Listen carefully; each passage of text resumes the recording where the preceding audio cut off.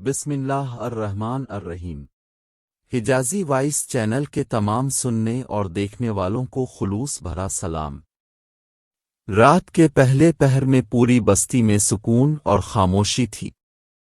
قدار بن self, جو اپنی قوم کے سرکش لوگوں میں شامل تھا، ایک عورت عشیرہ کے پاس پہنچا۔ عشیرہ اپنی خوبصورتی، لطافت اور مال و دولت کی وجہ سے جانی جاتی تھی۔ وہ بستی کے دولت مند افراد میں شمار ہوتی تھی۔ قدار بن سالف نے عشیرہ سے کہا، ہم کب تک یوں چھپ کر ملتے رہیں گے؟ کیوں نہ ہم نکاح کر لیں تاکہ باقی زندگی خوشی اور سکون سے گزاریں؟ عشیرہ نے جواب دیا، اگر تم واقعی مجھ سے مخلص ہو تو میری ایک شرط پوری کرو، تب میں اپنی دولت اور سب کچھ تمہارے ساتھ کر دوں گی۔ قدار نے حیرت سے پوچھا، کون سی شرط؟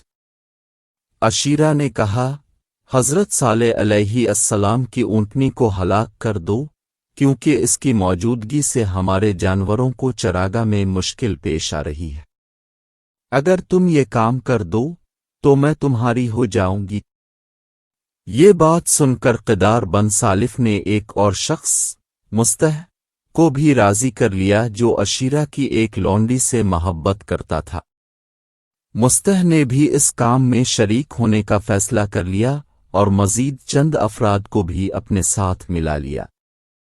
چند دنوں بعد جب حضرت صالح علیہ السلام کی اونٹنی اپنے بچے کے ساتھ چراگاہ سے واپس آ رہی تھی تو یہ لوگ ایک تنگ گلی میں گھات لگا کر بیٹھ گئے۔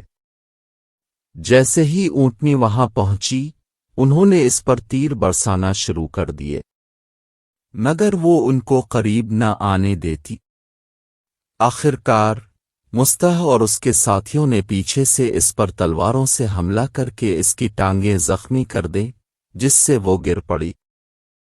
اس کے بعد سب نے مل کر اسے ہلاک کر دیا۔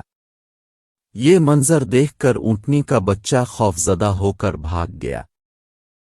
حضرت صالح علیہ السلام کو جب اس واقعے کا علم ہوا تو وہ بستی کے لوگوں کے پاس آئے اور فرمایا، تم نے اللہ کی نشانی کو ہلاک کر کے بہت بڑا گناہ کیا۔ اب 3 دن کے اندر اللہ کا عذاب تم پر نازل ہوگا۔ اگر تم اپنی جان بچانا چاہتے ہو تو اونٹنی کے بچے کو واپس لے آؤ۔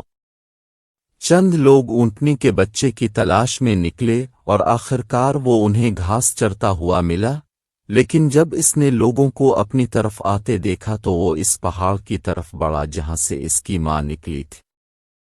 وہاں پہنچ کر اس نے 3 مرتبہ چیخ ماری اور پھر اچانک پہاڑ پھٹ گیا اور وہ اس کے اندر چلا گیا۔ حضرت صالح علیہ السلام نے واپس آ کر قوم کو خبردار کیا کہ اب ان پر عذاب آنے والا ہے، لیکن قوم کے نافرمان افراد، جن میں قدار بن سالف اور اس کے ساتھی شامل تھے، حضرت صالح علیہ السلام کو شہید کرنے کا منصوبہ بنانے لگے۔ انہوں نے 3 آدمیوں کو بھیجا کہ وہ پہاڑ پر جا کر حضرت صالح علیہ السلام کو نقصان پہنچائیں، مگر جیسے ہی وہ پہاڑ پر چڑھے، ایک چٹان لڑک کر ان پر گری اور وہ ہلاک ہو گئے۔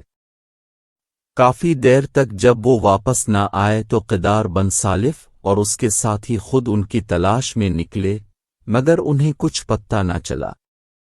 وہ ابھی حضرت صالح علیہ السلام کو نقصان پہنچانے کی کوشش میں تھے کہ ایک خوفناک چیخ آسمان سے نازل ہوئی، جس سے وہ سب وہیں ہلاک ہو گئے۔ اور یوں اللہ کا عذاب نافرمانوں پر نازل ہوا، جبکہ حضرت صالح علیہ السلام اور ان پر ایمان لانے والے لوگ اس بستی سے نکل کر محفوظ ہو گئے۔